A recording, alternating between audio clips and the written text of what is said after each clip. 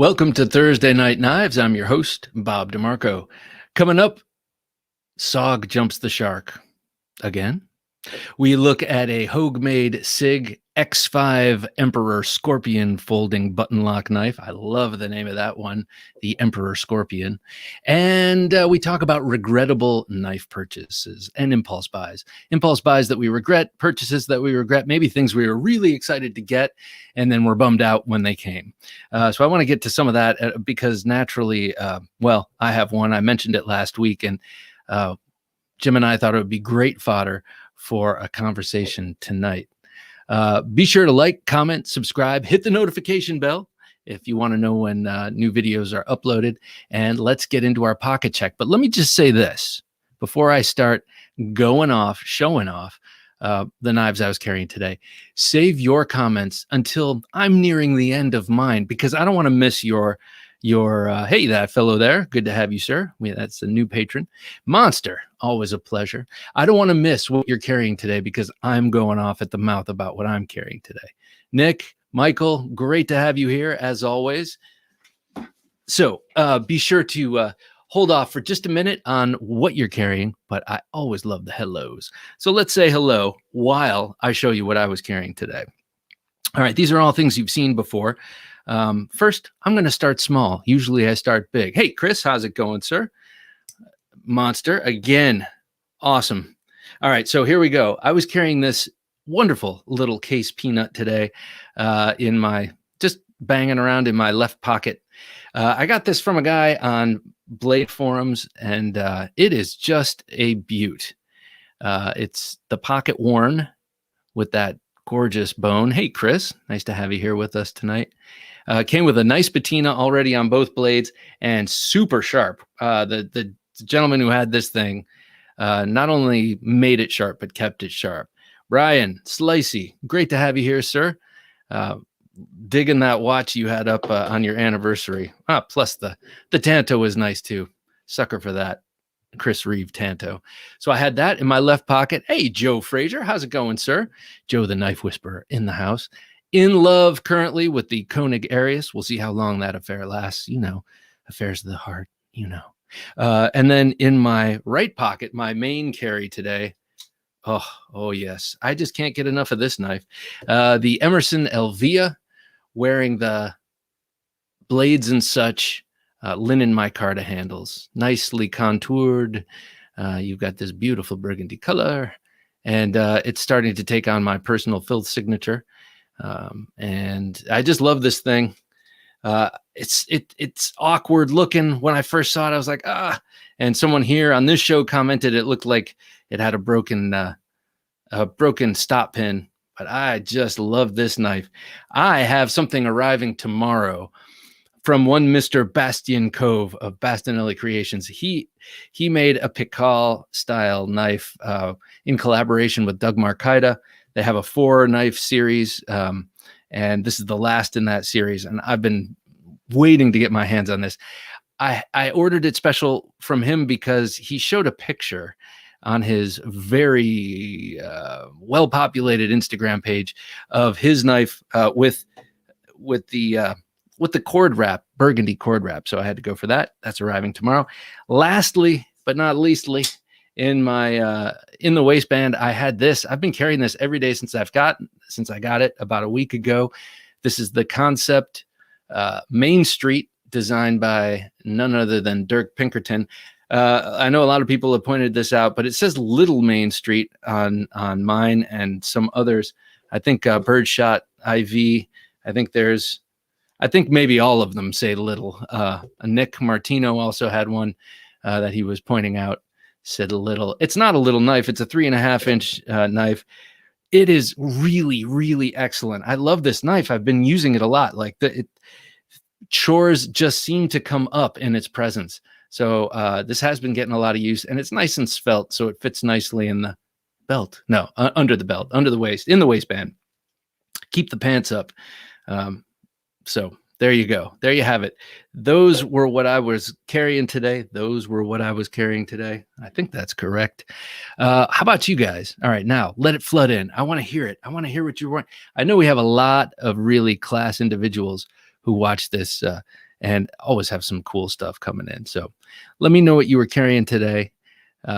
Which one, Michael? Thank you. I mean, I couldn't agree more with you, sir. Hey, Ben, how's it going, sir? We have Ben in the house of Jack Wolf Knives. The main street is awesome, even beyond the typo. Mine says little also. Okay. Yeah. So, Slicey, do you have this color way? I don't like that term. Do you have this combination of materials and colors? Curious. CQC 13 for Thursday. G-Man, see? That's what I like to hear. Artisan Wren and Mazarin Plow in Burgundy micarta. Burgundy micarta, Mark. You are now speaking my language. I don't know what the Wee Mini Buster. That's a sweet knife. That's a Snex knife. I'm not sure what the Artisan Wren is. Let me know. That Mini Buster and just Snex in general. Mad genius of knife making, perhaps. I was watching him on one of his builds like over a year. Ooh, the Oyaban. That's the large sort of fixed bladed version of the Kobun, right? So, watching Snex put together a knife for about a year, he was kind of figuring it all out. No hardware assembling it, and it was amazing feat of knife making. Joe's carrying the Hinderer half-track Bowie, one of my favorite Bowies out there. The other being this Hinderer Bowie. I just think Hinderer does the shape correctly. I love it. And I think the XM24 is the perfect length for it to fully express its lines. Slip joint Joe was carrying an Olamic Wayfarer. I had one of those for a short bit of time on loan from Alex. And, yes, Spartan Harzy. Was that a folder or dagger, Quack? I had one on loan from Alex, and I was shocked at how beautiful it was, how beautifully put together it was. I still don't like. Oh, no. That was a different one. That was the, I take it back. That was the Busker. Still an amazing knife. Dave, how's it going, sir? Carrying the Reich Thor 7. Did you hear that, Joe? Knife Whisperer has got his eye on one of those. In blue-black, variegated G10 and integral titanium bolster. Very nice. I like the whole integral titanium bolster aspect. Long Gun. How was your trip to New York? Let us know. Luckily, seems you made it back, so we're all happy about that. Long Gun Tika, great to have you here. ZT0456. Hey, anything that starts with 04 from ZT is just fine with me because that means it's a Sinkovich, and man alive, I love his designs. The Wee Banter Plains Crafter. Nice choice. Speaking of which, if you're out there, Mr. Fileto, I put your Wee Banter box in the mail today. I even put it in a sub box, or it was the sub box to a larger box inside an envelope so it wouldn't arrive all crushed. Professor EDC from down south. How's it going, sir? And I mean down south, not just our south, but below the border. Great to have you here, sir. Can't seem to put down the SOCOM Tanto. You're speaking my language. Is that the new one or the old one? I have a satin blade and carbon fiber handle. Okay. I love every iteration of it. It seems I really like Dirk Pinkerton's designs, especially when he's in the Warncliffe realm. Chris had his Tops MSF4. That's the new folder, I think, based on their first neck knife, right? And the Boker Impetus. Not sure what that is. Boker Rangebuster Lockback. Nice. It's good you mentioned Boker because just tonight, usually at Thursday Night Knives, I pull out an array of things to have around me just to fiddle with and show off. And one of my favorite all-time Bokers I have out tonight. This is a Charles Marlowe design. Charles Marlowe is one of those crazy knife geniuses with knives way, way, way out of reach. Do not make fun, but trying out the CV button flap. Hey, who's making fun, man? We are all about diversity and inclusion here. No matter what knife you like, no matter what the other day I actually carried 2 frame locks, and that's one of my rules. I never carry the same, but hey, I never carry the same mechanism or same brand or same blade style. And I was breaking a number of rules that day, but you got to forgive yourself. Cold Steel Spartan and Victorinox Solo silver A-locks. I like the idea of a solo, the just single bladed slip joint by Victorinox. Monster, Kershaw Knockout M390, and the usual Victorinox Tinker. Good, man. That thing will keep you in good stead. And also Fox Ryu and Boker XXL. All right. I got it right here. Here it is. So we have here a Fox Ryu that I just purchased a couple days ago, and it arrived here somewhat molested, I got to say, by Blade HQ. It seems like someone opened up the package and was fiddling with it before they sent it to me. Ooh, CQC 11K D2. I love the larger Kershaw Emersons. They're awesome. And in D2, you know, that's sweet. So I got the Fox Ryu, which of course is designed by Ken Vehikite of BlackRock Knives, who made this custom monkey thumper for me. He's got this design and then this design licensed by Fox. And Benjamin TC Barlow long pull spear. Imagine my shock. And amber saw cut bone and small Sebenza 21 with micarta inlays. He was showing that off on the podcast, and he has been showing off his collection of TC Barlows that are just amazing, and a lot of them are quite well, they're all hard to find, but some of them are like super rare. Mr. G in Vermont also had a Spartan Harzy, but also didn't stipulate whether it was the dagger or not. I think this is like the knife equivalent to name dropping. So there we go.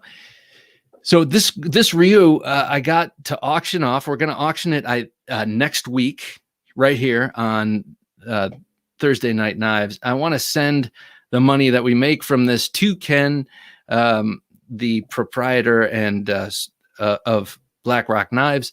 He had a stroke a while back, and well, he just got out of the hospital, so it was 5 weeks ago, and he has a GoFundMe, and I wanted to do something. I couldn't figure it out, and then I saw that the Fox versions of his knives were finally released, and I figured, well, I'm not going to sell my own BlackRock. Why not buy the Fox version and sell that? And I got to say, I think it was Rockstoff who was carrying his today. I think it is an awesome knife. Chime in if you've experienced this knife.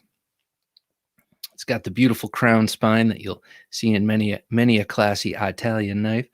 Of course, you've got beautifully sculpted canvas micarta. You've got a nice little skull crusher. such a friendly term. You have this happy little skull crusher. You've got the giant. This is for your pinky, but I'm just so big that it does. No, I'm just kidding. That's just a giant lanyard hole. Super ergonomic. Feels great in the hand. I don't want to hold it too much because I don't want it to start taking on my oils, and then I'll have to keep it and buy another one. I stabbed myself in the palm with this when I was hastily unboxing it the other day. Oh yeah, doctor's tomorrow, and don't forget a tie. And it hurt like hell. It really, really did. So I just wanted to show this off. It was funny that someone mentioned that. So I'm going to remind everyone all week long that next week, this is going to be auctioned. If you like the knife, if you know, or BlackRock Knives, or you like Ken Vehikite, or you like the interview we had or whatever, and you want to bid on that, it would be most welcome. I would love to make more than what it costs. I know that's kind of the object, but really the point is to make something and to send it and help him any way we can. Got my custom VL knives delivered. Ooh, small fixed blade. However, the handle is made out of Taro Tough. Think of great micarta rubbed with sandpaper. Looking forward to seeing the grip, how it grips wet and muddy. That sounds cool. Taro Tough. Someone's using Taro Tough that I've seen. Oh, Cold Steel Oyaban Tanto Flipper. That's brand new, right? That's the brand new one. Very cool. Hey, Evolved EDC, great to have you. And you did make it. And here you are. Only 15 minutes into the show, too. Got the Thor 7 in today. Sweetness. Man, you've been on a tear, sir. And I applaud you. You've had some really cool knives come through your hands recently. Nick EDC, I love that. I love that owl, by the way. Hogue EX01, Hogue Microflip, and usual MKM Malga. What's the MKM Malga? Is that a little is that a neck knife by chance? Cold Steel Raja 3, excellent, and a TDI Pocket Strike. Is that the new one with the real curved handle and the small, almost arrowhead shaped blade? They do some cool stuff with the TDI series. Blade Ogre, Boker Impetus looks like a danger pickle, aka yeah, I know what you're talking about. The danger pickle. Who says that? Is that Jake who says danger pickle? I love that. The Shredder, how's it going, guys? We are carrying the K-Bar BK18 today. I should say Jonathan and Ezekiel. I always just say guys, but I know you're separate individuals. K-Bar. So you did a video of that the other day. I thought that was really cool. Well, first of all, it was a great video that Ezekiel did, but also the knife itself is cool. It looks really good, and I wholeheartedly concur that it does deserve my card of handles. I know you said you want to get that because it's a bit slippery, but otherwise an awesome knife, and it looks cool. I love the harpoon, and you don't hear me say that often. Urban EDC Supply F5.5 and the Knife Whisperers Best Tech Exploit. Urban EDC Supply. What the hell is an F5.5? Hey, that sounds like algebra to me. It's making me sweat. No, let me know what the F5.5 is. We got it popping. LOL. Up my peoples. So I'm going to say this so that no one else has to jump in. I think it's Monster or Michael. I can't remember who says this all the time, but hit the like button. You can smash the like button, says Michael. Excellent. You can buy the knife, suppose a good cause, and use the DNA to clone Bob. Yeah, right. That's what we need. We need more of me. Yeah. Hey, Bob, Shredder, Monster Brian, Michael, Kev, Mark, Blade Ogre, Brian. That's Eggs and Ham 22. Great to have you here, sir. Evolved EDC. Yes, like it up. Let's show Bob and Jim the support they deserve. Thank you, sir. I love that. I love that. But of course, I'm going to love that because you're suggesting supporting and liking the show. So I dig that. Thank you, Evolved. This is just something Jim doesn't have notes for, but my buddy Ian, martial arts master, is selling his Emerson Karambit, the regular Karambit, before the small one went with the chisel tip. So it's a small and pointy. Well, it's got the basic. It's basically like this with a different blade and a little shorter handle. He's selling his in great condition and the trainer. And he said the trainer was in great condition. I know for a fact that it's a little grimy because he's used it on me. Can you go back one? I want to see what James Bond is carrying here. James Moore got my Sharp by Design Void XL with me. Oof. Anything Sharp by Design will get that reaction from me. It is one of those, I guess Grail is a great term for it. Anything by him, but especially the arch nemesis. Chris says, yes, I think it was Bearded Gear who calls it the Danger Pickle. Great name for it. It is. I love that. Let's see here. So yes, tonight we're going to talk about knives you regret buying. Hey, is this that fellow there? All day.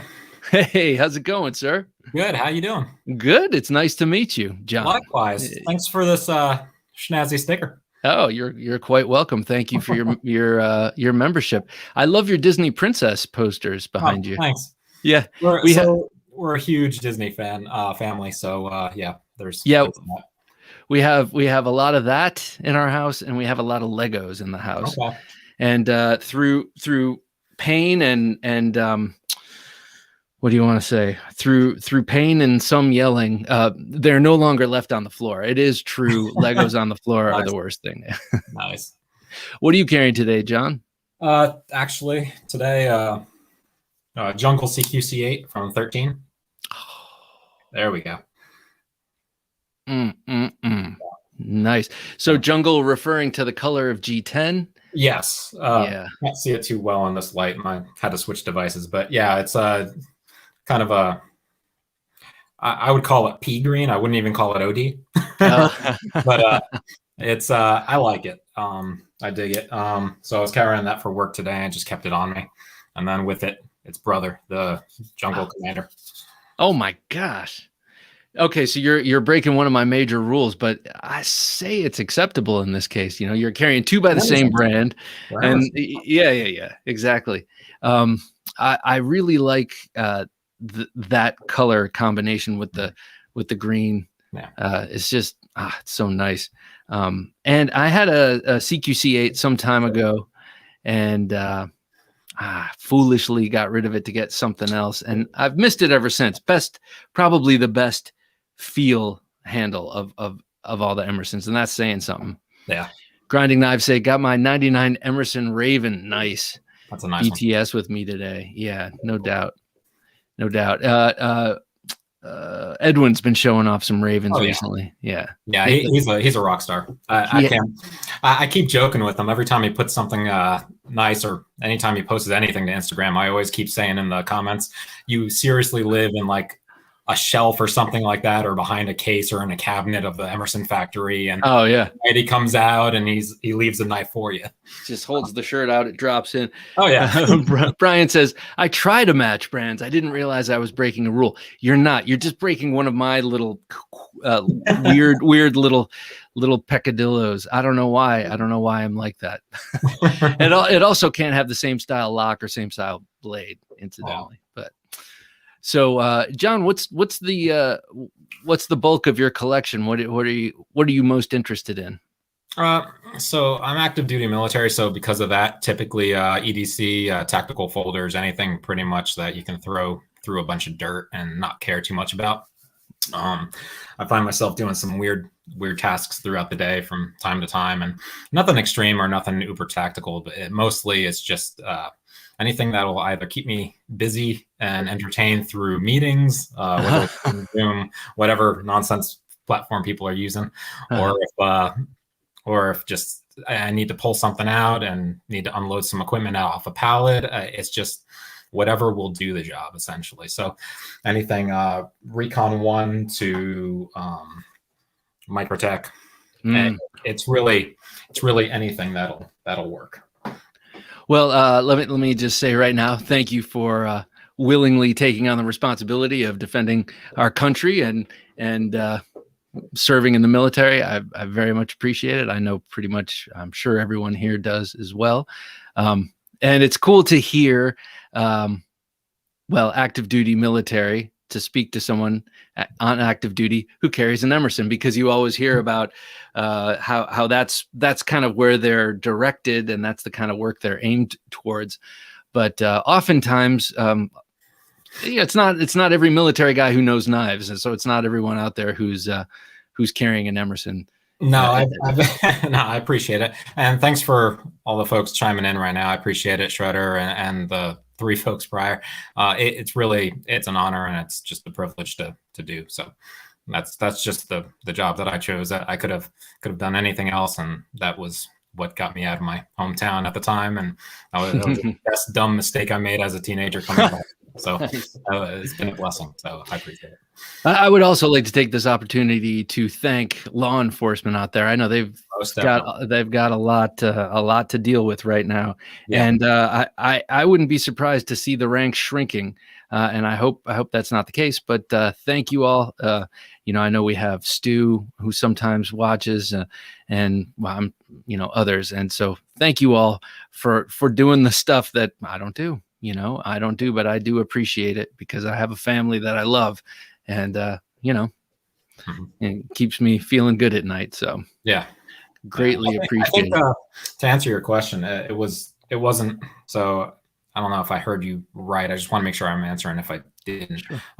It's a bunch of generic stuff that started out as to what do I collect most. It started out as traditional knives, and then over the years it got into tactical, and I think that's because of the CRKT disasters that they sell locally or whatever is available, and the what's it called, the M16 series and all that other stuff that, it works and that's what you use it for. And then if it dies, then you're okay because you're only out $40, so it's okay. Yeah. And I think you've mentioned it, and many other YouTubers have mentioned it too. I mean, especially Prepared Mind 101. Yeah, and some other folks. It's if you lose a nice fancy knife, it's a big pain in the neck, and you kind of kick yourself for it. If it's stolen or beat to pulp, then one of those things where you regret. But have a new one eventually. So Kwok was saying, speaking of law enforcement and being a guardian in general, he's carrying the St. Michael Spartan Harsey folder, which is so cool. I love what they do with their engraving. They do a great job. I have the skulls. Oh, look at that! And, this was a recent anniversary gift from my wife because God love her, and God, she's a keeper. yeah. So I'll have to on my Instagram. I'll show her collection. She's no slouch either. So when it comes to knives. Ooh, I love it. I'm not sure if I'm following you, so I gotta make sure I give you a follow. Yeah, it's at that fellow there with underscores as space. So I had an interesting. I had an interesting experience at Walmart the other day. I was there. My dad suggested he's interested in some small EDC knives. I suggested the neck knife. He's like, "Ooh, I'm fascinated. Send me a couple." So I sent him a couple of mine, and then on the way to the post office, I stopped off at Walmart to see if they had a CRKT Spew. I love the name, the Spew. But so I got him a Spew. They had it there. That's also pretty sure that's a Foltz design. Tom Mayo TNT large. There we go, now, Sergeant. Damn. Nice. I mean, I'm not envious. I'm jealous. Jealous is different. Woo, nice. Yeah, it says Indra Collector. Great to have you here, Skywarp. You will forever be Skywarp in my heart, sir. But I was there at the knife counter because now they're behind a counter, and I was waiting for someone to help me. That's always another task now that everything's behind a counter. But as I'm being helped, there's a guy buying the last 2 boxes of ammo in the cabinet, literally the 2 last. And he's like, we kind of strike up a conversation. He's like, that's like the last 2, like in the county, and they're right there. And I asked them to hold them, and here I am. And he says, he's like, do you know anything about knives? What are you going to get? And I was like, well, now that you mention it. I pull out my business card and give it to him. I'm like, I don't know, and so he's like, what should I get? I like guns, but I need a knife. What should I get? And I was like, that's like saying I need a car. What should I get? And so I've sent him a couple of, God bless you all, praying for everyone here. Thank you, Desert Warrior. Right back at you, sir. So I sent him a text with a couple of starters here. Go look at Knife Center because they're here in Virginia, and then also, of course, Blade HQ. And then I gave him some other, some of my other favorite links like DLT and GP Knives and others, and links. And then I sent and basically said, and if you're just starting out and you want something robust, get anything by Cold Steel. It's affordable and it'll hold you in good stead. And who knows, you might become a fanboy like myself, or you might really bear down on them and then start moving on to other things too, because there are a lot of great options. Who was it? Was it Slicey? Was it you who has the new Emerson, or not Emerson, the new Spartan Harsey with engraving, or was that Jim Skelton? I can't remember. One of the two of you, I think, got a new Spartan Harsey folder with the St. Michael in it, and love it. I love it. Anything by Harsey, I'm in 100%. Oh yeah, you got me hooked on the what's it called, that dagger that they have out there, the Harsey, the Spartan Harsey dagger. Man, God, I've been eyeballing those videos. I've been watching that website. Jeez. Yeah. It is a beautiful, I mean, he's an incredible designer. I love how he does everything by hand on a drafting board, and he's just a cool dude. But also Les George's dagger through Spartan. I know. It's too nice. That Fuller, man, just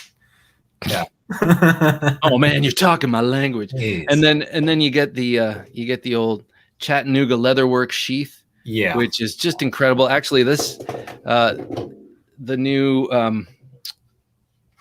SBR, the new ProTech SBR fixed blade comes. You can get it either with the Kydex sheath, which is very nice. It's a large pancake style sheath, or you can get it with this awesome Chattanooga Leatherworks sheath. I just love their leather.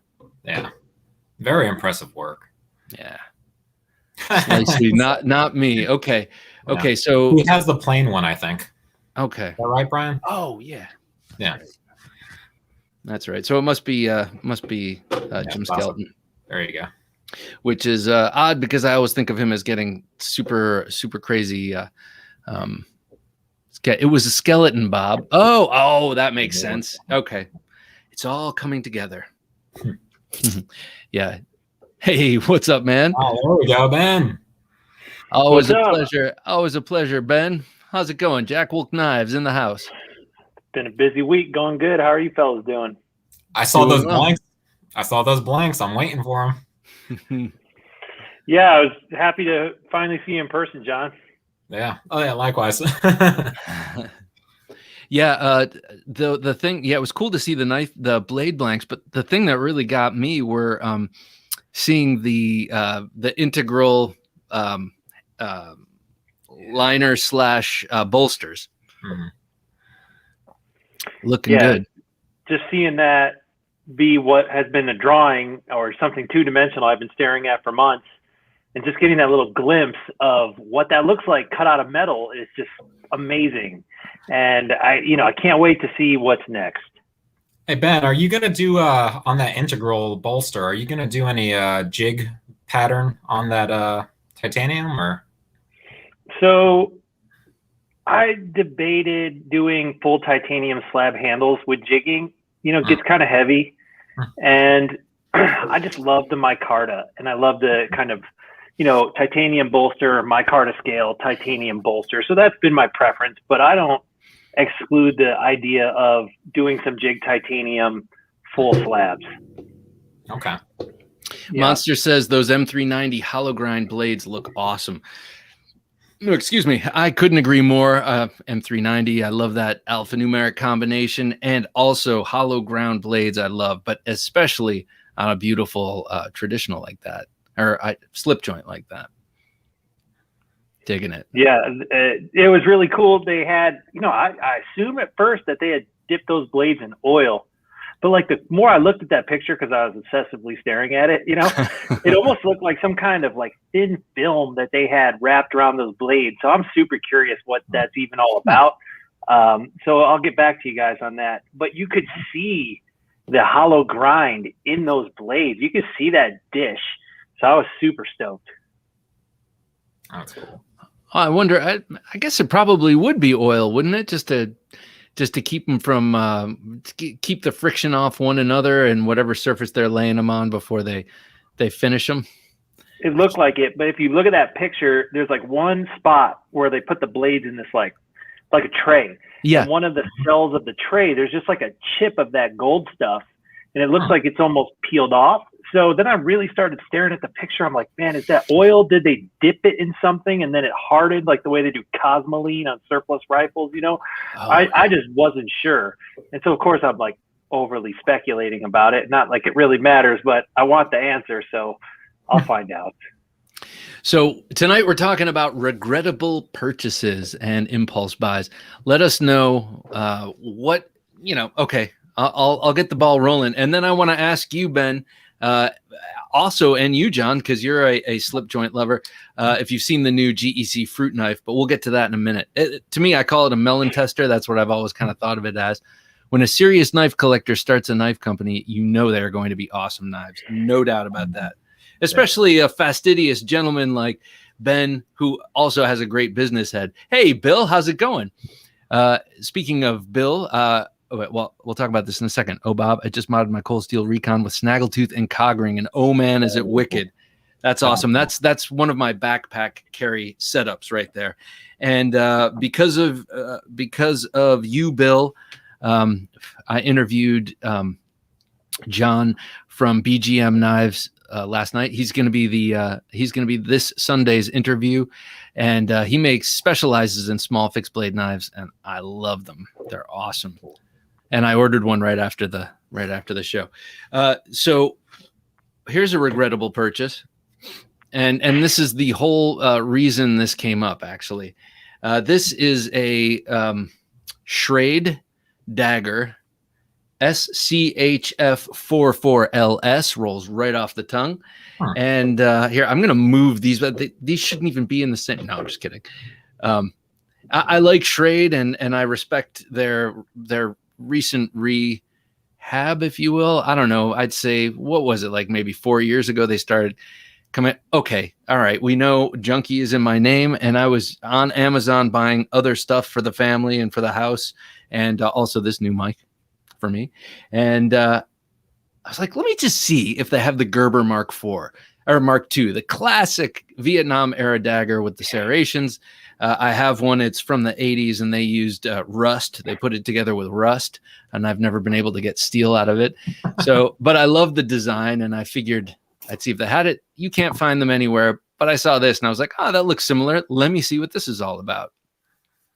And I regretted it the moment I opened it up because, it's, and I say this because I recently spent a lot of money on this, and I should have been just happy with this, and I also got that Randall dagger, and I should have just been happy with that. It's like, I don't have to own all of them, all of the daggers, And so I opened that up, and I was like, it was inexpensive. So it's not the money part that I regret. It was the instinct, like, oh, gotta have daggers, more daggers, at the cost of my own pride.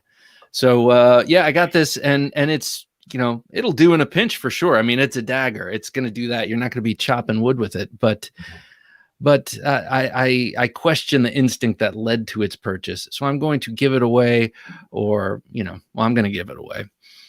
I was thinking for a while, maybe I'll return it, but I'm not going to return it. So let's see. Just Greg says, hey, Just Greg, first of all, great to have you here. I'll just say latest impulse buy was the GEC 85 crown lifter in cherry natural smooth bone. Can't say I regret it though. I was just going to say, like, what part of that is regrettable? That's sweet. But impulse can be good, especially if you're buying a GEC. It basically has to be an impulse buy. Otherwise, it's not going to be there next time you look. Recently impulsed a GEC Urban Jack. No regrets. Yeah, I can't imagine. I can't imagine you would have any regrets about that. So what about either of you guys? John? What about you, John? An impulse that I would regret is and I looked it up to make sure I get the name exactly right again, because it died later, but it's the Gerber Applegate Fairbairn Combat Folder Knife, the double bevel. Oh. It's such a beautiful profile. It was going out of business. I saw a couple available at a local shop. I bought one. I opened it up. Lock rock, disaster. So I was instantly frustrated. I was pissed. I was so frustrated that why bother? And I didn't even send it back. I just tore it to high hell, and I used it as a working knife, and I let it die as it used. So that was a couple of years ago. I think they went out of business, or they stopped going with those a couple of years ago. So that was an impulse I regretted. An impulse I did not regret, which is partially your fault, Bob. Oh, yes. That's a fine impulse buy right there, sir. Yeah, because American stuff. So, yeah. Well, you're buying. It was one of those dumb things. I had the G10 version, the green one, and I sold that because I just wasn't carrying it, and it was absurd, and it wasn't normal. Like I live in California at the moment, and I couldn't carry that to save my life. If I wanted to, if I tried to save somebody else's life, it just wouldn't happen. So I ended up selling that. I instantly regretted selling it and ended up picking one of these up. So I like the bolstered. I like the fancy version. You know, as I mentioned in my video, because it harkens back to the old Navaja that the Spaniards would chuck in their cummerbund because they couldn't carry a sword. But it's also such a beautiful Bowie blade on that. Shane says, my most regrettable knife purchase was a Benchmade Griptilian. Mine was horrible quality. Axis lock seized up within 30 minutes. That sucks, especially when you're expecting, Benchmade has a reputation that you expect you're going to spend 100 plus on something that it's going to work. Ozark Trail Green. Mark, and you cannot regret an Ozark Trail. It's because actually they're shockingly good for the $3 you spend. I bought 3 knives today and regret all of them. But what are they, that much. Yeah, let us know which knives you bought. Wow. 3 in one day, man. Yeah, Microtech or a Hinderer. Wait, are you saying you regret both? Just ordered the Guardian Tactical Recon Elite out the front. Yeah, that is sweet. I've been seeing a lot of pictures of that. Slicey has watch shots where he balances it on the top and you see his watch and that OTF Guardian. Every time I see it, I'm like, stop it with that, man. Yeah. Hey, what's up, Sky Warp? How's it going, sir? Pretty good. Hinderer Collector 41. It's great to have you here. We're talking about knife impulse regrettable purchases and those kind of buys. So this is my impulse. These are my impulses. Okay. I know. And you never regret that.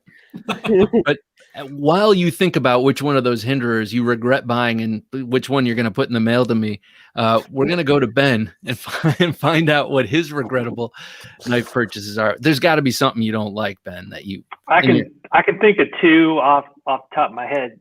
It's funny that someone mentioned the Griptilian. So a friend of mine works at a high-end cutlery shop. He's a master sharpener there, and he sells all this chef's knives and stuff. Yeah. But they have a Benchmade cabinet, and I'll go in there and hang out with him and talk to him. He's like one of my best friends. And of course, if customers come in, I have to step aside. So of course I have to stare at everything in the Benchmade cabinet. And I just bought one of those mini grips just to buy it. Wasn't attracted to it. I didn't need it, and I felt dirty when I left there because I was like, why did I buy this? It's like, so I went back the next day. I'm like, dude, can I please return this? I don't need this thing. I have so many knives in this small size category. I'll never carry it. I just had to have it. So nothing against a knife. It just wasn't for me. That's funny, Ben. It reminds me that used to be shameful purchases, which I won't mention here. Used to go into black plastic bags and you would shuffle home and hope no one knew what was in that black plastic bag. So that kind of sounds like the same sort of thing. I felt like I just walked out of one of those nudie boobs, with my head down. I wasn't going to say it, but here you go. Okay. Then the other one is a more recent one. And this was kind of at a different angle. So I'm on Facebook and a post comes up in the Chris Reeves buy, sell, trade. And it was Umnandi left hand old nail nick with whatever this crazy wood is, and collector price over 600, just like that, dude, just like that one. But that's the new nail nick, right? No, this is the old nail nick. This is the original. Mine looks a little different, I think, but irregardless, right? This is box elder wood, but yeah. Box elder. So I was not looking to spend that money at that moment, but the impulse was so strong that I couldn't contain myself. And then afterwards, of course, I'm like, why did I just do that? I was trying not to spend that money. So of course it's a beautiful knife, but the discipline did not exist at that moment. It was gone. So that reminds me, Ben, of feelings I've had or moments I've had where I've been like, oh, it's finally here. And I'm like, cool, put it down, back to the computer. I think this will go right here in the shelf, right next to these two. They look great together. Okay. Yeah. So Scott, wait, hang on. So Bryce says, I was going to go to Skywarp, but before we go to you, Bryce says, I'm not sure I'd call it regrettable, but I insta-bought an old minty MOD. Oh, what happened to MOD?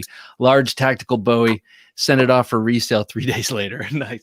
Not to me. You know, I love those. James Keating had a blade. Masad Ayub had a knife through them. They were all, they were all badasses in various industries who designed with MOD. And it kind of came and went, and they sold it to Black Hawk Knives, which is, it's like selling it to Smith & Wesson knives. And it all just kind of went south from there. But I miss those. Those were cool. Those were really exciting when they first came out. The Cold Steel large drop point, the Broken Skull on Knife Center closeout, and a real steel from Levon. So wait, hold it. Is that your EDC today? Because that sounds all good to me. But let me know if those were regrettable buys, because I want that large drop point now. Impulse Emerson Elvia yesterday. I don't think I'll regret it. You will not regret that. Awesome, dude, man. Yes. That's this awesome. is a great knife for customizing too, I gotta say. So I love those scales. Oh yeah. Really Oh, you good. should check them out, especially being an Emerson, Emerson user yourself. He does great work. Tom Engelson is his name over at Blades and Such. So Skywarp, what is it that you regret? You got to have something there that you don't like. Something that you're like, why did I get this? Peer pressure. There's always knives that, like, why I bought, like, the why do I regret buying something like a Southern Grind?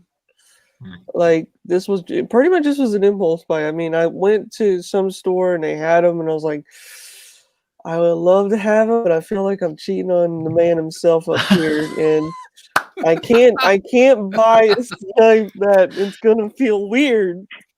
Hinderer for the apocalypse. That's funny, Michael. Yeah. But so you felt like you were cheating on your boy Rick?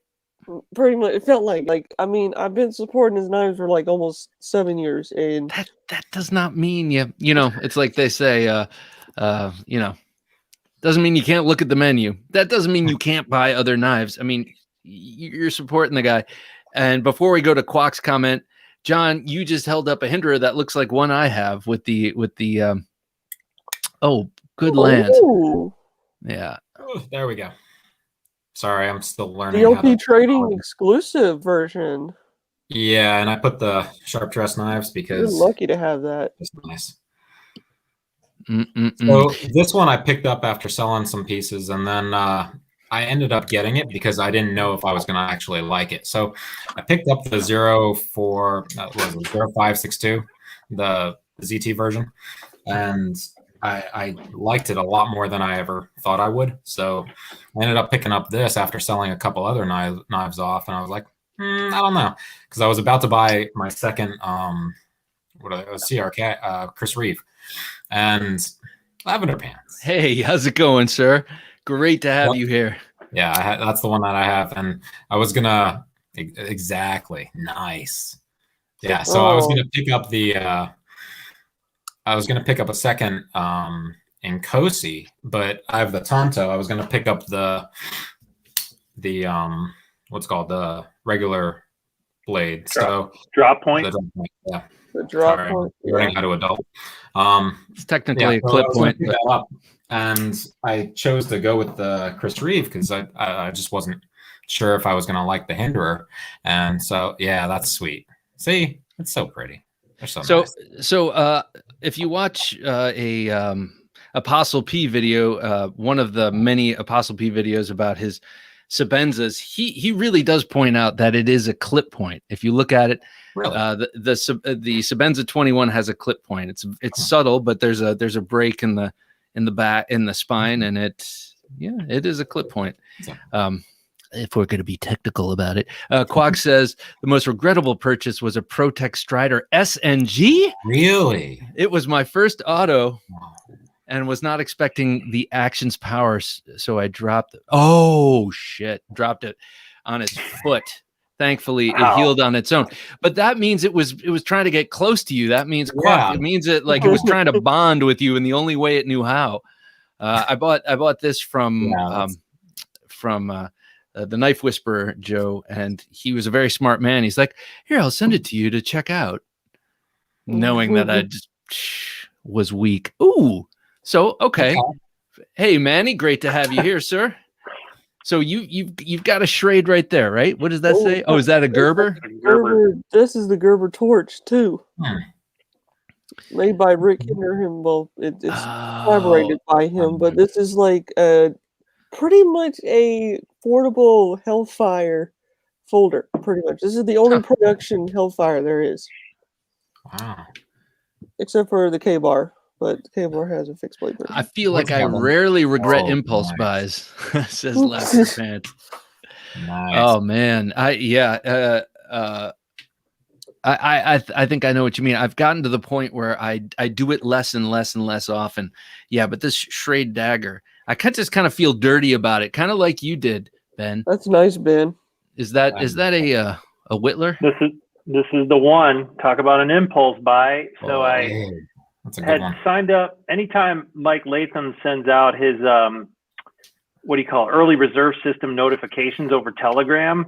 Like, you have to control the impulse immediately to whether or not you're going to sign up, right? Because like 1,000 people hit that thing at once.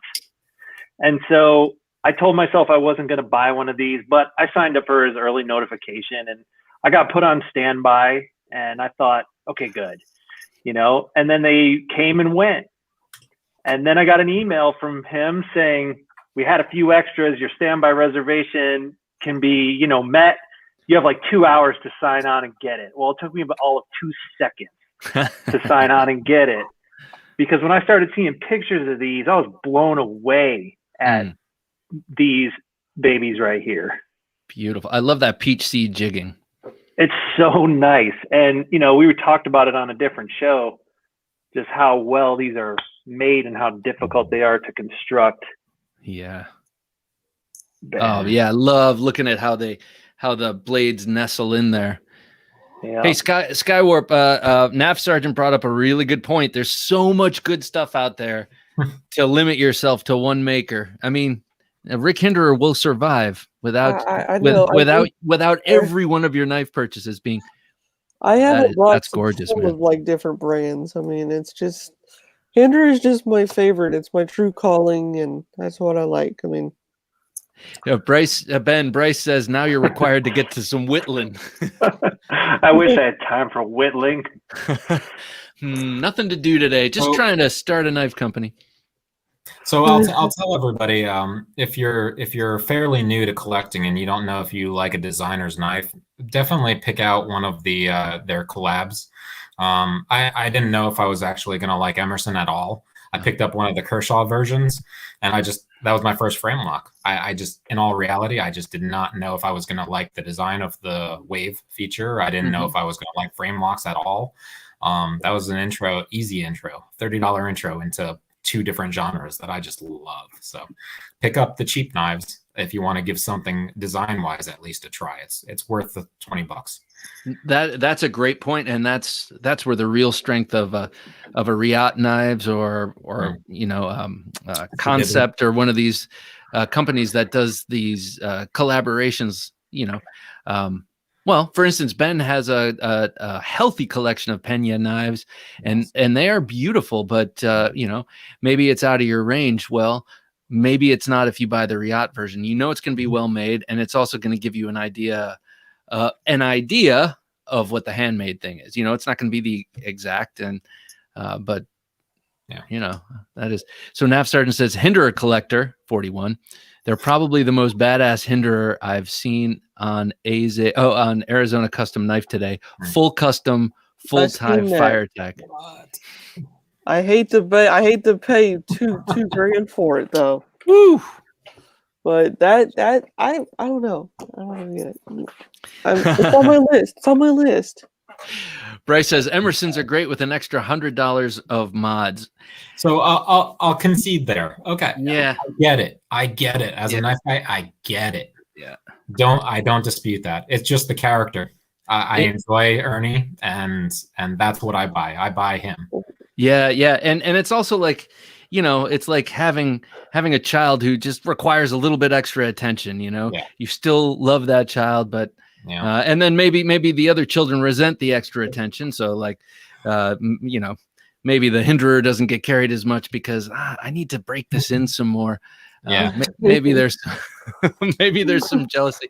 See, but you know, I mean, I probably do carry this sometimes, but it's just I just traitor. Jeez. oh. I mean, I sent this in one day and I got it fixed, but the only problem is if you can see this, they pushed a little too much. Oh yeah. A Yeah. little too much, Yeah. like to the yeah. That would drive me nuts. I don't Just- carry just- it because it's just Just take it to your grinder and just touch it up. No, I'm sure there's some people who would do that. I wouldn't personally. I Is mean, it press fit I in there? thought about selling this. Ben was asking, is that press fit in there? hmm Yeah. Like when Mick Strider told me, he said, I'll put a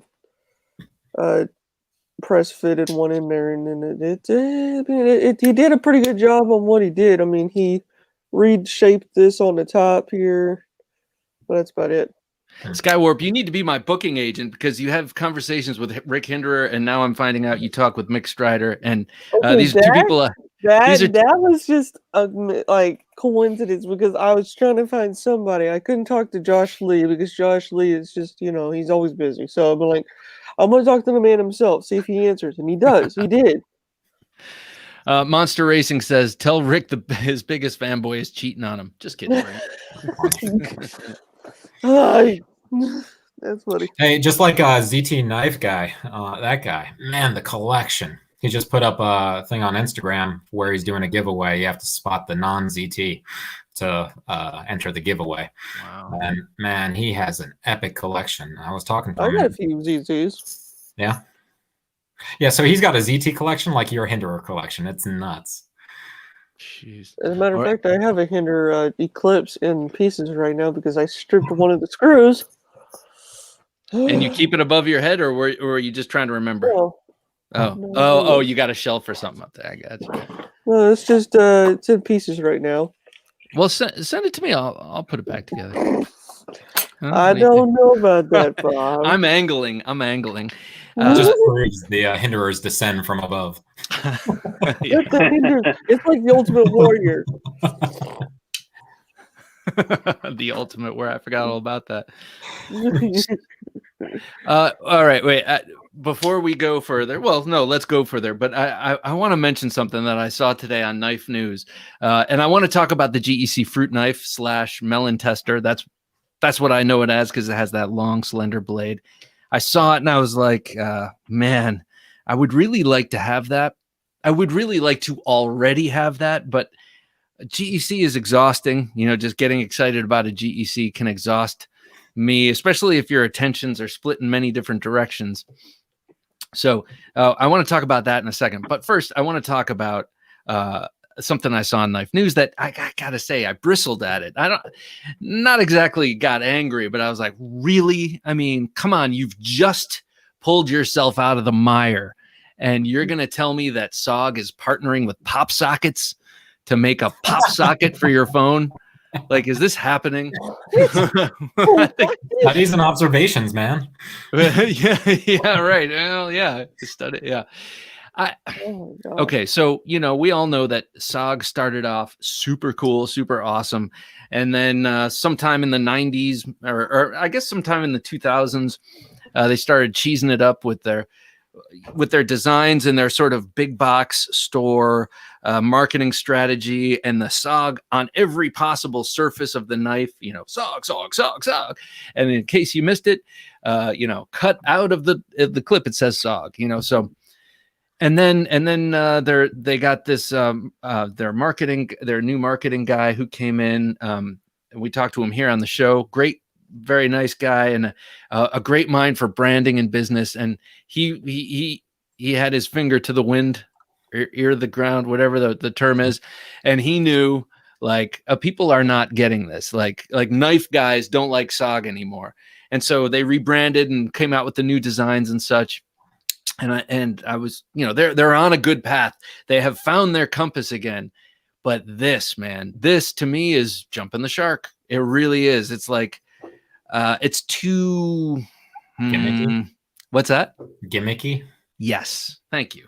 It's too gimmicky. It's too cross promotional bullshit. It's like Coke and McDonald's getting together with Marvel and Warner Brothers, and it's like, oh, it's so tiresome, man.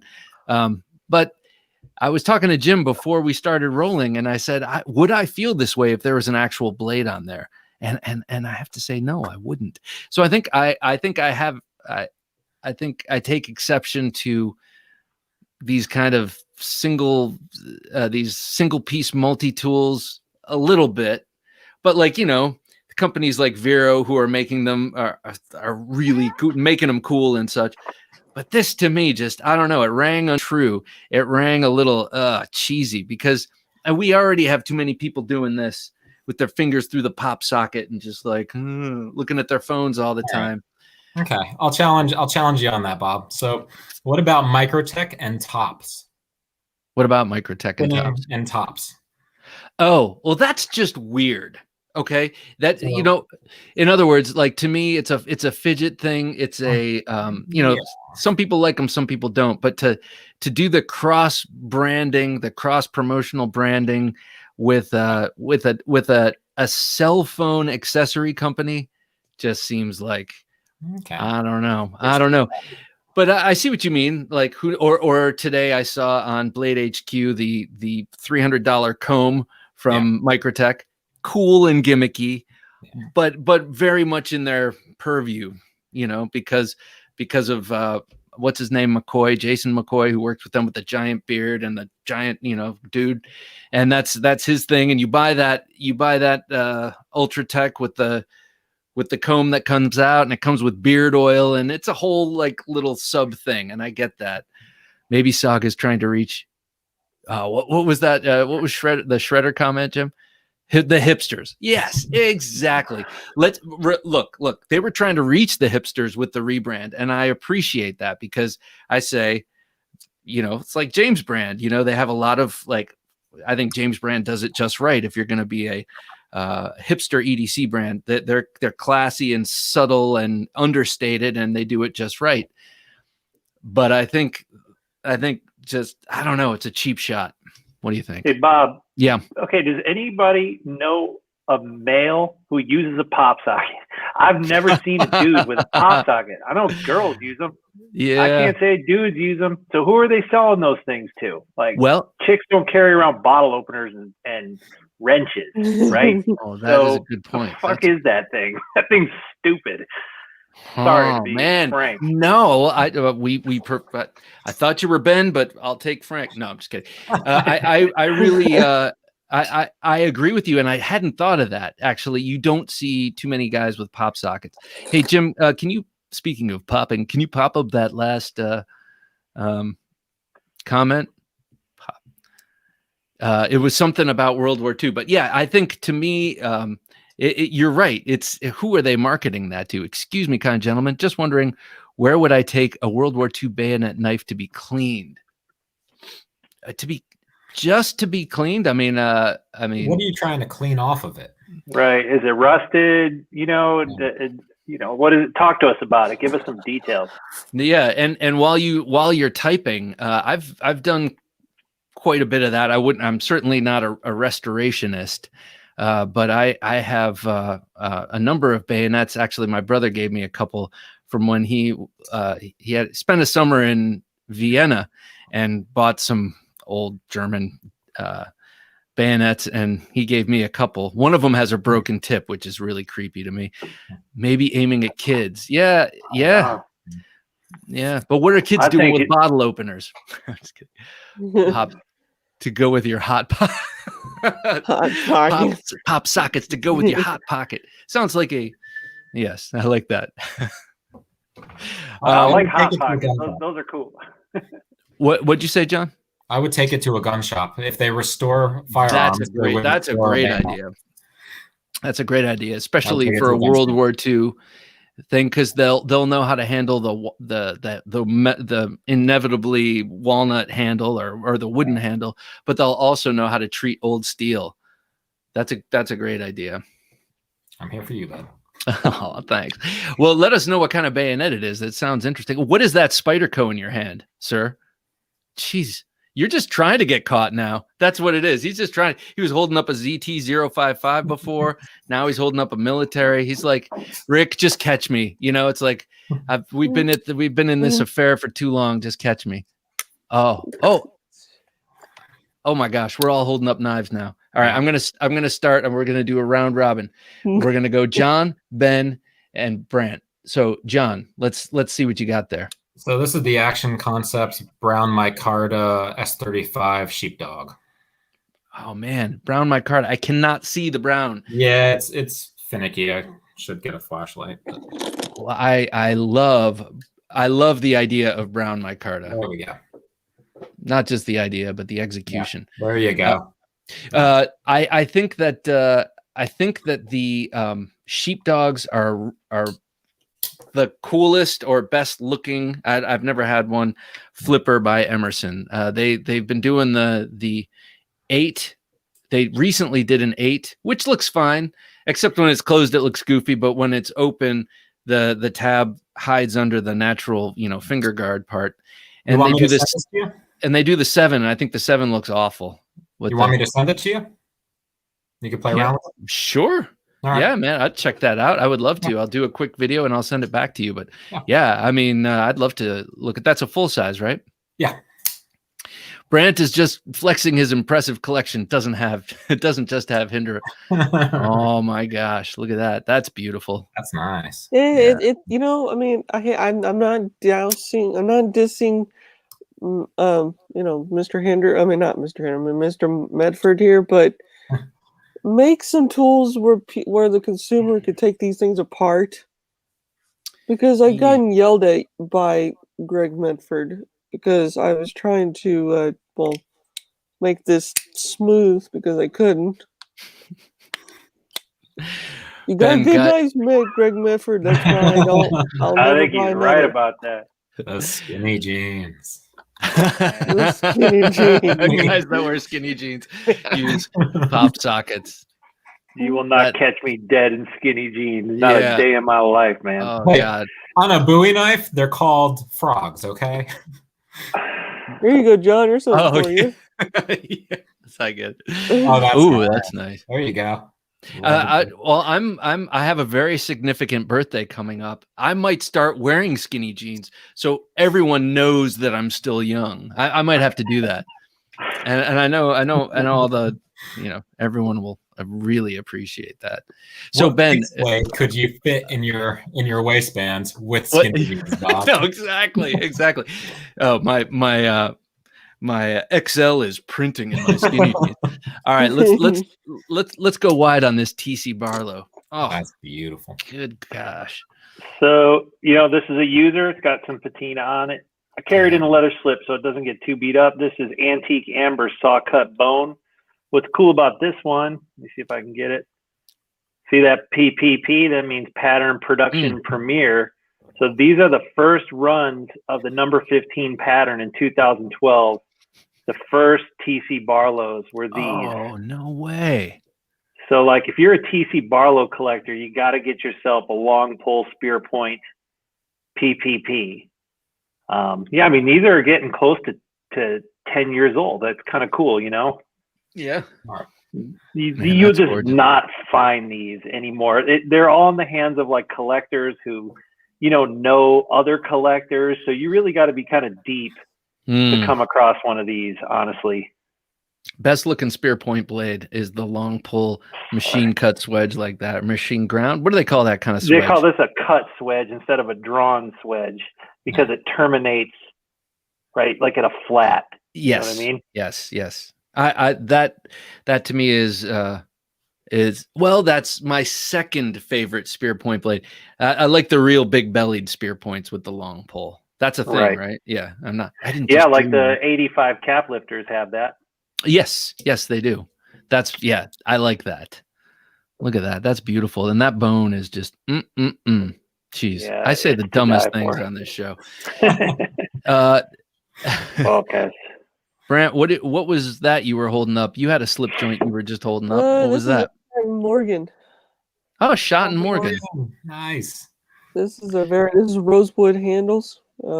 This is rare, very rare. But it's a user for me because I used it for years before I even bought a hinder. Like I went from case knives to Spyderco to Zimmersons and all them others. Put up just Greg's getting that deep in GEC is not survivable. Agreed. I'd argue the fat spear looks better, but can't go wrong with a long pole. Yeah. And just Greg, I know he's definitely a slip joint guy too. Quack says, I hear that Medfords take a while to break in. Yeah,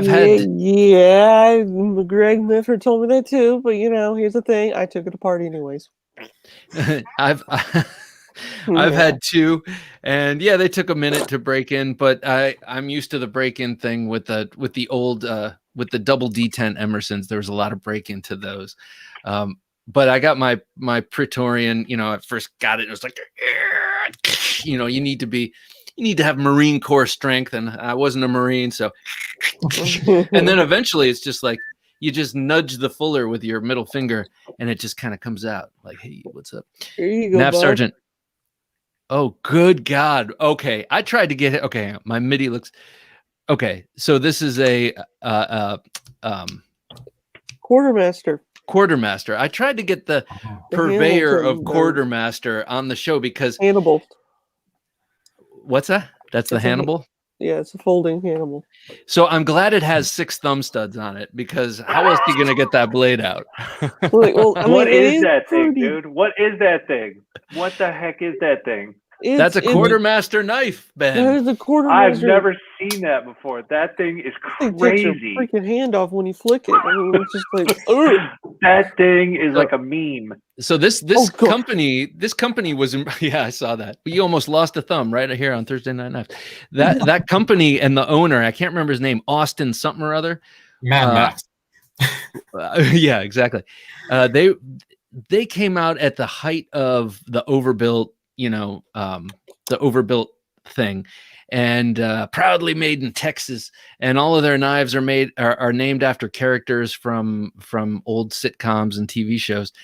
And then someone outed them, like, where exactly in Texas? Oh, Dripping Springs or something like that. Hot Drip. I can't remember what he said, but and then people went looking for the factory and could never find them. And then they found a warehouse, and I think people were surmising that they were actually being made in China and sent over, but that their guy, the main guy, Austin something or other. I own 2 Quartermasters, says the Knife Box channel. That's Alex, right? And I think I'm not sure whatever came of that, but Quartermaster is kind of not a thing anymore. And they did a collaboration knife that was pretty big for a while with a knife maker whose name escapes me right now, but it was the one non-looking like that styled knife. Are you talking about Mantis knives? Mantis knives was a like a precursor. So I think it was the same owner, same designers. Maybe, yeah. But yeah, Quartermaster, and you don't. There's a town in Texas. There's a town in Texas called China. My hypothesis, or a town in China called Texas, which is my hypothesis.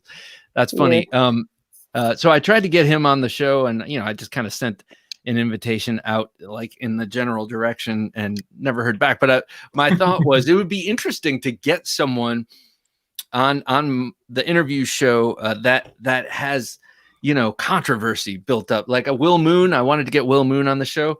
He makes some very interesting, cool knives, and you hear I've heard opinions from people that I really respect, and then other people that I don't know saying both good and bad things about Will Moon knives and him himself. And I always thought they were cool looking knives, and I liked his channel when it was up, so I wanted to get him on the show and have a talk about some of the controversy. But that no one responds when I ask for that kind of thing. I don't know. Is that a Benchmade you were just flipping around? Yeah, it's a bench. It's the Everyone's putting on their garter belts and they're gonna start strutting across the. That's a nice looking. That's a Yeah, this nice one's looking. never been used. I mean, I might sell this one too because I don't really use it.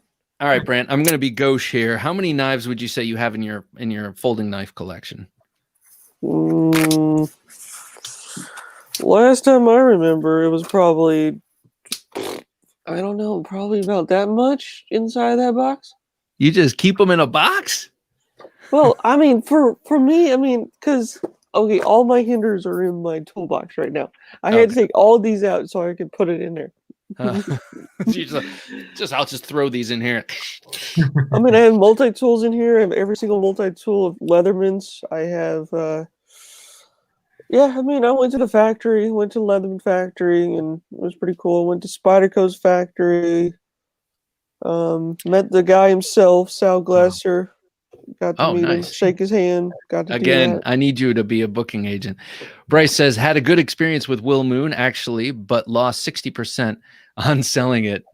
That's unfortunate because if it was a good knife, it's a good knife. I think people pay a lot of attention to reputation and stuff. And you have to if there are bad business practices going on, but I'm just curious. I live by that China in Texas. Think Moore Maker is almost made in Texas, but not 100%. Yes, Moore Maker is made in where I am right now in Texas. What's Moore Maker? I don't even know what that is. Slip joint. It's slip joint company. It's a small. Yeah. If you want controversy, get Long Ma or Fuller Fanatic. Yeah. That's a little bit too much because I was actually in another podcast. They were talking about that. Yeah. It was so much. It was a thing on my drive to and from Florida a couple of weeks ago. I spent a lot of time because I had a horrible experience with Will Moon regrind mod. Hang on, I want to find out about that. My shoulder was jacked up. My wife was doing all the driving, and I had a lot of time to sit in the passenger seat. And I was kind of following that whole thing. And at first, I was like, well, I was taking sides, and then eventually I was like, this is just a Charlie Foxtrot. Like, this is just. I'm sure everyone's an asshole here. So, I mean, I'm not calling either of them an asshole, but it kind of seemed like they were in a sort of bitch slap fight. And I didn't, I was kind of like, maybe this should be in private. Maybe this is not something everyone needs to hear, like all the details. And it was like the court of public opinion. It was like they were both stating their cases, making videos, and I don't know. Clue us in. What we don't know what you're talking about, some of us. Liang Ma, the famed knife designer. He makes some beautiful knives through Riyadh. And the very first knife, I had one of his, and it was the CRKT made Eraser, which was just a cool knife. I kind of wish I didn't get rid of it, but and he's very highly respected. He's a chef, and he designs. He has designed a number of really, top sort of EDC knives made through Riyadh under his own shingle. And this is the quick and dirty. He hired a video producer to make some videos for him, and he sent him some prototypes, and then he says that the guy extorted money from him and stole the prototypes, and the other guy, Fuller Fanatic, who has a YouTube channel, defended himself. And I have to admit, I did not watch their videos. I was just kind of paying attention to what, friends online were saying. Look what I did. Yeah. Thank you. I just started to feel like, it was starting to feel dirty. It was like you were getting in the middle of two friends who were getting a divorce. Like, I don't know. I like Brenda and I like Kyle. I don't know. Like, I don't know where those names came from. Brenda, please. But it was just kind of starting to feel like I felt dirty, like a voyeur watching it. So I didn't really pay too much attention. But Liang Ma is a big name in the knife design industry. So Great job, Alex. Stirring the pot. That's right, man. And he laughs and and stands back. I love it. The Fuller Fanatic production is insanely good. Is he the guy who did wait. I don't know, but there used to be a channel called and I think he was in Canada. The Knife, what was his name? The Knife Fanatic? No, it was No, he was definitely an excellent producer and cameraman, and he would have the knife on a table that spun, and he had a voice kind of like this, and he'd say, the new Randall made knife is a and he'd read off the specs and just did these beautifully produced videos. I'm not sure if it's the same guy. Was it What the the hell Knife was it? Connection?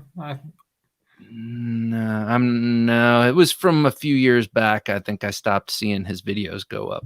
Damn. Oh well, getting old. Not sure who is right, who is wrong. The Fuller Fanatic seems like a giant douchebag. Liang Ma seems to be a genuinely nice guy. So who knows? Says Stooley J. Stooley, good to have you here, sir. Presumably a sir. Yeah, I don't know. It's hard. It's hard to say. They're both holding back info on the subject. That's funny. That's funny, Bryce, because I'm sitting here saying, man, okay, I think too much detail is being given. The whole thing is a bit fishy, is a big fishy mess. Yeah. The truth is, there is no issue, and this is all hype. Yes, exactly. That'd be really well done. Yeah. It's like it's a marketing campaign. The Knife Beater. I think he was the Knife Beater before. He changed his name a couple of times, but well, I can't remember who. I think the guy was out of Canada that I'm thinking of. I just hate to see drama like this all over the internet. It's a shame they couldn't resolve it privately.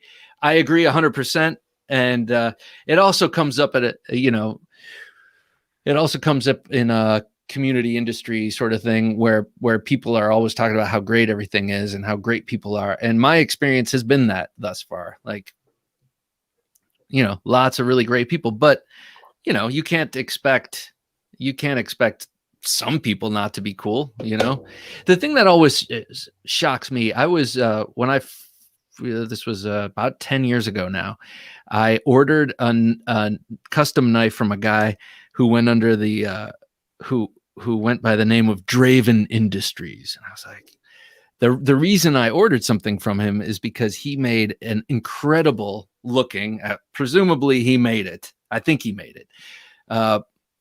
Tactical barong. It was like, kind of in the format we know as a full tang barong, but small, and just beautifully made, and it had the traditional hooked handle, a lot like this one over here.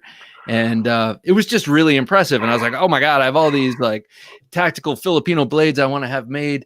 And he's like, okay, yeah, I can do that for you. And there's a lot of communication back and forth. And he's like, I require $600 for this project, and you need to pay up front. And I was a babe in the woods. I was like, gee whiz, mister, this is my first custom knife. Is this how it works? And he's like, yeah, man, I got to buy the materials, and this and that. I sent it to him. And I think this guy, he's got to be dead at this point, because and I don't wish him dead. I'm certainly not saying that. Maybe for a while I did, but never responded again. He took the $600 and that was that. And I was thinking, bad people can make good knives too. Well, yeah. And I was thinking he only made like one, and that was my fault. I did not do proper research. And then afterward, I did research, and people are like, "Oh man, if you ever see this guy Eric Draven, don't, he's radioactive." I saw pictures of him. He was like putting out some collie sticks and some like paracord like blackjacks and shit like that. And I saw him and I was like, oh man, he looks like those before and after meth pictures. He's all kind of like busted up, and he had a video or two on YouTube, and I just was like, you dummy. I was totally I was so excited to have someone make this design. He was going to make me a tactical Chris like this right here, but short, and I sent him all these drawings, and anyway, I was just raked over the coals, and I felt dumb. And I was like, man, if you're going to be someone who extorts money from people, or someone who as a con man. Why would you do it in this industry? Why wouldn't you pick something like finance where you stand to gain a lot if you don't get caught? Why would it be? They're everywhere. They're everywhere. There's gunsmiths who do it. There's people who sell people fake watches, like you name it. There's mechanics who rip you off, don't fix your car, charge you for shit you don't need. Like they're fucking everywhere. They're just assholes, And I think frankly, our community here is pretty devoid of a lot of them. Like certainly you're right. People are people. We're going to get them. Right. And probably the biggest problem we have is like flippers, like people bitch about flippers the most. Yeah. But I'll take a flipper any day over someone who's just going to rob you like that guy did to you. Yeah. It's like, what are you going to do? Drive across the country for your $600? Like, of course not, but it's like, fuck those guys. Yeah. I think. Yeah, exactly. I want to see some more wholesome controversy, like the video of Andrew Demko making a Sabenza 21 lock fail. I remember that for sure. Yes, that is good controversy. It's constructive, Gosh, I love that guy, Andrew Demko. Hey, what was Alex's last comment, Jim, if you would put it up? I think he was saying he really I actually like the Fuller Fanatic channel. I don't care for the drama, but the channel rocks. I got to check it out. I had my own bad experience with Liang Ma. I'll leave it at that. Interesting. So the plot thickens. He's not Mr. Innocent, perhaps. No, I don't know. I don't know. I'm not going to cast aspersions on Liang Ma. 99.9999% of the knife community is amazing, thankfully. That's a realistic figure. I agree. Yeah. That's my experience. I've just dealt so many good dealings with people, knock on wood, but I think we got a good group here. I'd agree. We share life. We share a love of these things, but I guess it's good not to be a Pollyanna. What do they say? Trust in God, but tie up your camel. So, There you go. So wait, let me ask you guys, because we do have a knife fight to get to, and I've already spoken about the. Oh wait, I also have to show you this. Well, maybe we'll get to that. But this GEC fruit knife, the tester, the melon tester knife. Are you going to be getting that, Ben? Is that something that caught your eye? No, this is one of those times where, frankly, I don't even have an impulse. Like, I can appreciate these historic traditional patterns. They're cool, and I think for someone who likes to collect multiple patterns, it would fit that type of collection great, because you could dig into why are these knives relevant and what did they use them for. Like you said, a melon tester. Presumably they core out the middle of a melon to make sure it wasn't rotten or something. Like, I'm not exactly sure, but nonetheless, it doesn't suit me. I would never have a daily carry use for that thing. And so, yeah, I'm happy to pass on one. My wallet is like, thank you, melon tester. We get to take a break. It's also 440C. I guess it's because it's supposed to come in contact with the acidic juices of fruit. But isn't that the best way to patina a blade? Oh, yes, I say. However, it does leave a taste on the fruit. Whenever I carve an apple with 1095, you taste it. Yeah, sometimes you do. I just had one today. Yeah, sometimes you do. That sweet, sweet taste of steel. Right. Yeah. So what about you, John? You going to get a melon tester? No. If it was a doctor's knife, yes. Oh, yeah. But a melon tester, no. It's too long. It doesn't have enough of that significance, in my opinion. I'm not saying people who don't own farms are not important, but it's not one of those weird ones that I like a lot, that it just compels, okay, that came from an actual need. I'm going to go and do that. I'm going to get that. Alex says, I could do more than test melons with that. I could cut the shit out of envelopes with that. There you go. It does actually look like a great envelope tester, or, So I'm really into the different patterns. I love them. I showed Ben the other day. I have one of those really nice case versions that I can't find again in similar form. But the one arm. One arm jackknives. But this is just so well done, and it's just one of those ones where I'm surprised it came from case. It looks a lot more like a queen, or at least is that a Barlow? Yeah. I actually, believe it or not, my store that I go to, they sell vintage case knives. They have tons Nice. of those Barlows.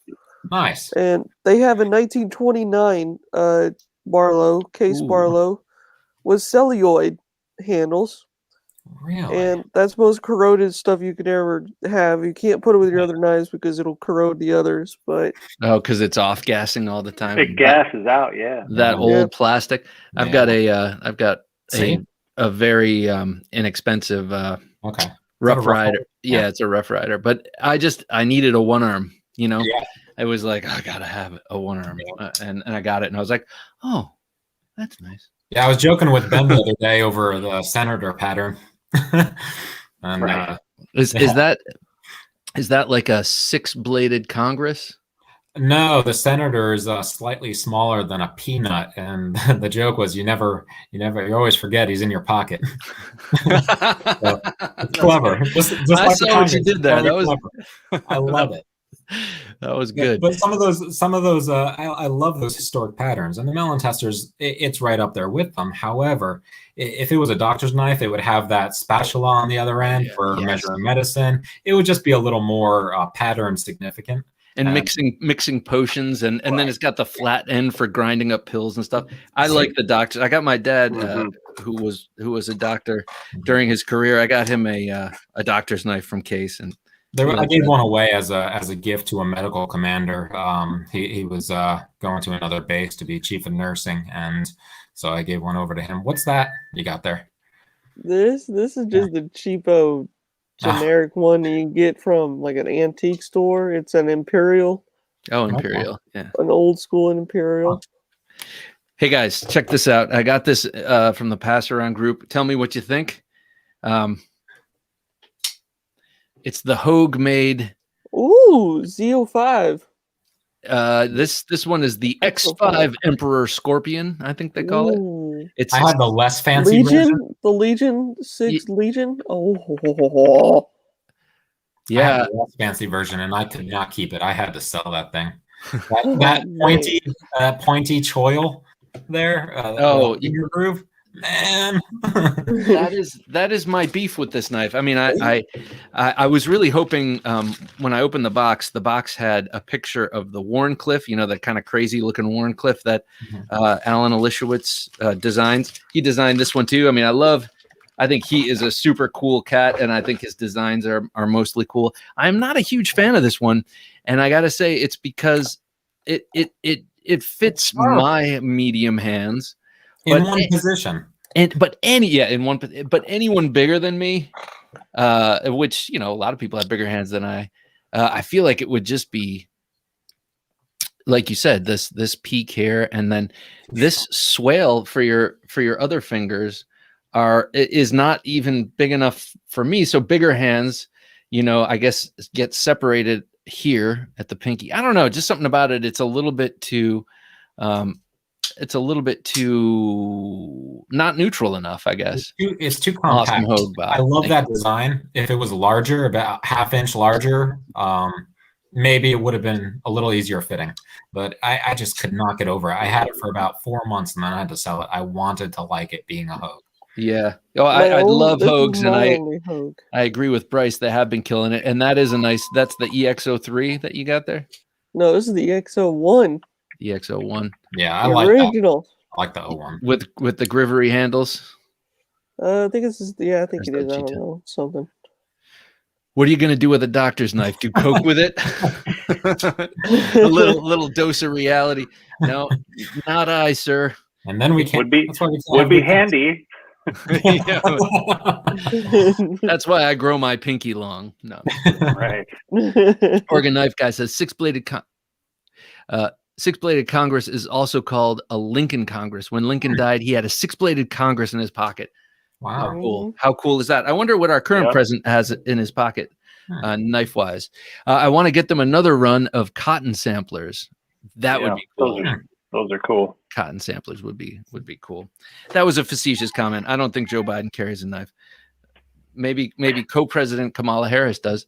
Hinderer Collector, do you have any tri-way knives on washers that actually flip? Asking for Tom. Well, right now they're all on bearings because, well, I mean, when Rick says they're on bearings, they're smoother than heck. I mean, they're smoother than. All right. So here's the burning question: have you ever changed out? Yes, Oh, okay. plenty of times. I don't believe you. Yes, I have. I've I'm done just it. kidding. Yeah, I'm just. Just kidding. Well, I mean, I always kind of thought like, why, why Well- when it shows up, it's so nice. It would take a little bit of discipline to try it. Yeah, but the thing is, it's like when I'm like, if I'm working outside, I usually just go in my room. I usually just change out the whatever I have on them, and just put whatever I want. Because if I'm working in water, I You have don't want something to. I don't have to worry about jamming the bearings up. Right.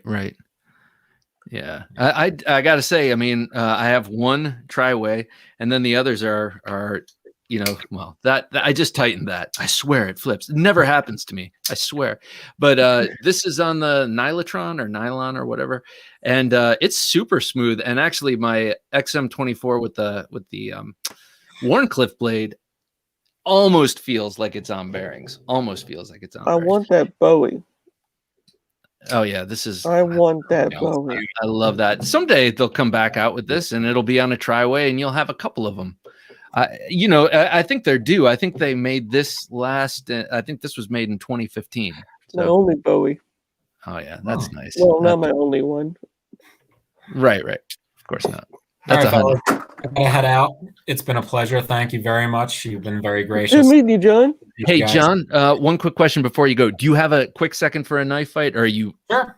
Okay. All right. Let's do this knife fight because I too have a very busy morning in about 5 hours. So I need to mosey along as well. But this I think is a good one. And I think it's got to be Skywarp. I don't mean to cut you out, but I think this one has to be John versus Ben because it's handmade customs versus machine made customs. And when I say machine made, I know that CNC knives are not machine made. Some of the parts are cut out by machine and then hand finished and then hand assembled and all that. I'm not trying to say that custom CNC knives are made by machines. They are assisted by machines. So now we know what we're talking about. We're talking about handmade custom knives where everything is cut out with a bandsaw and everything is handmade versus like a Sharp by Design style or whomever else is making CNC customs. Who would like to take what? Your choice. All right, man. no. I'm gonna pick. Actually, I think I'm gonna pick here. I think that John has to be machine made customs. Oh, thanks, Alex. And I think Ben, I think you need to be fully handmade. Okay. All right, so You go first. So I'm gonna give you both. Let's do a minute and a half, starting in 5, 4, 3, 2. Oh, Ben is first. Sorry. And Ben, go. Okay, so the advantages of a handmade knife are that a single craftsman, through years of experience and trial and error, painstakingly takes raw materials and cuts them to spec in his shop, fits parts in an effort to make it as perfect as humanly possible. What you get with that is heart and soul that's infused into that object. And you will have, admittedly, similar, if not almost potentially better quality in a machine or CNC made knife, but that's because that robot had no soul.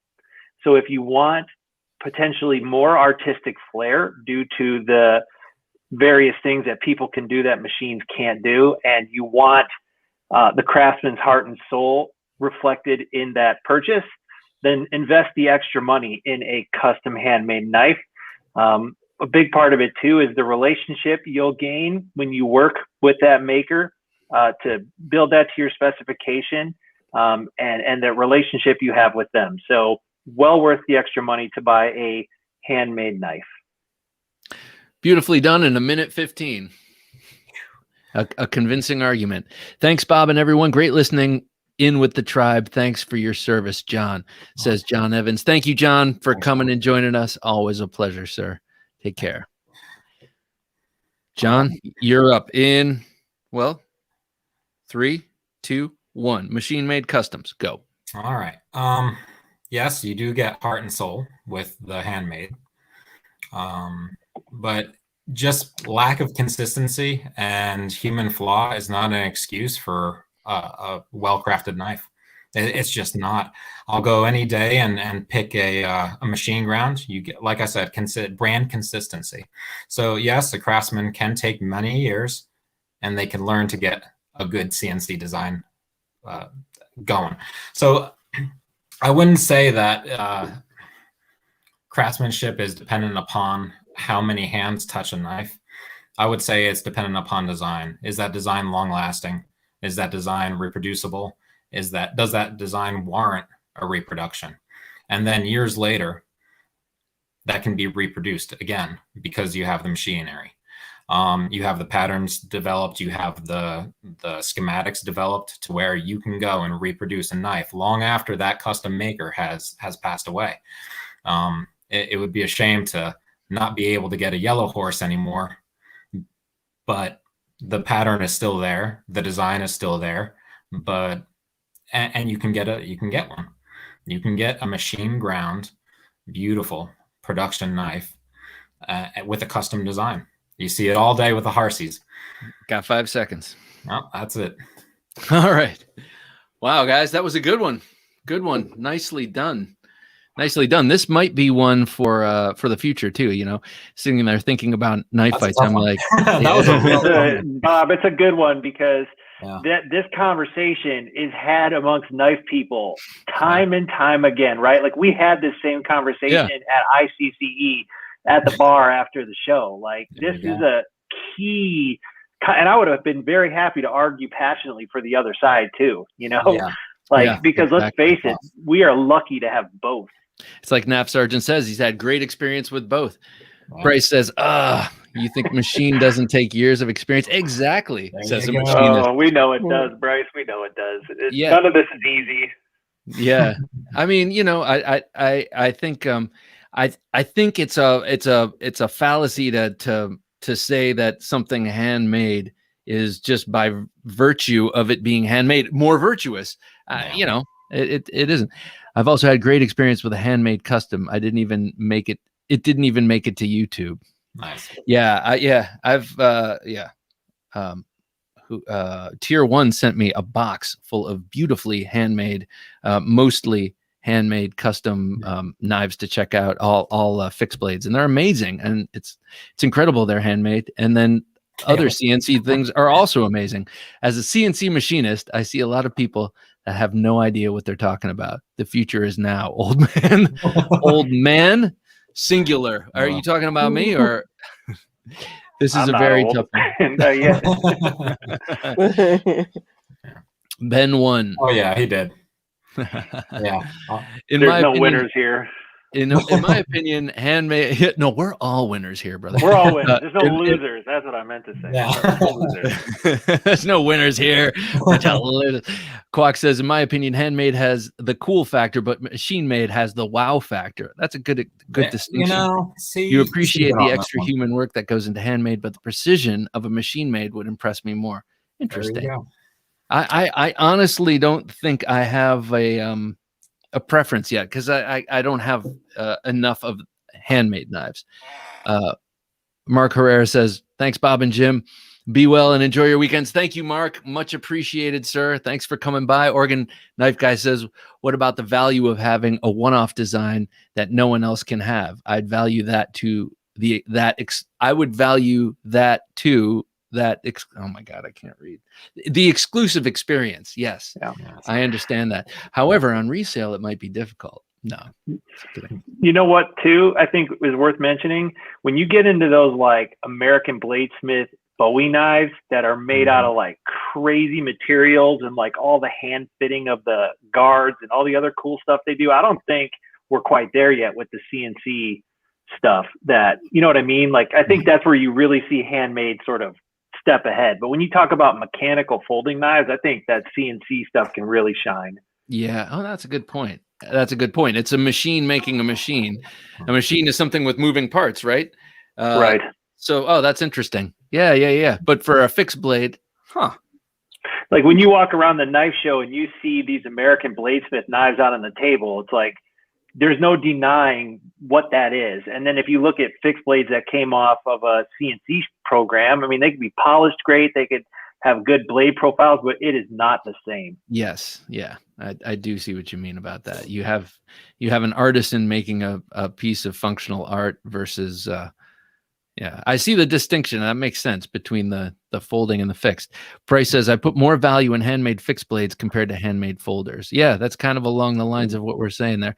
And I am digging that K-bar you're Oh, it's caressing not a there. K-bar. It's a case. It's a case. Oh, okay. Oh, nice. All A right. I case. actually field stripped this coating off too. And I see it's the swedge is sharpened, which I totally approve of. Right? Yeah. Is that swedge sharpened? No, I've actually redid it myself. I actually want it this way. I like a little bit of buoy in it. Yeah. Oh, nice. Nice. All right. Oh, Thank all you, right, John. guys. Well, John, thank you for joining us, sir. It's Appreciate been a it. real pleasure. I'm really glad to meet you, and feel free to pop on anytime. Appreciate it. I'll send this out tomorrow. Oh, awesome. Thank you. Well, we can talk offline. Thank you. I appreciate it.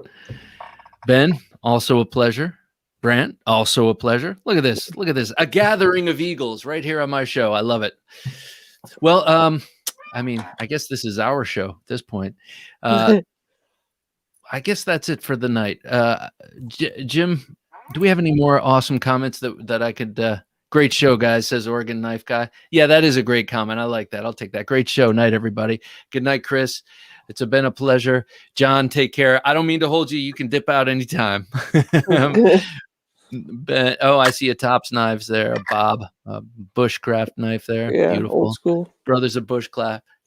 All right. So for Ben and Brant, and of course Jim working his magic, making the pictures move, which I appreciate greatly. Alex, take care. Monster, take care. I'm Bob DeMarco saying have a great week. Join us here on Sunday and then here on Wednesday and next Thursday. And I'm also saying don't take dull for an answer.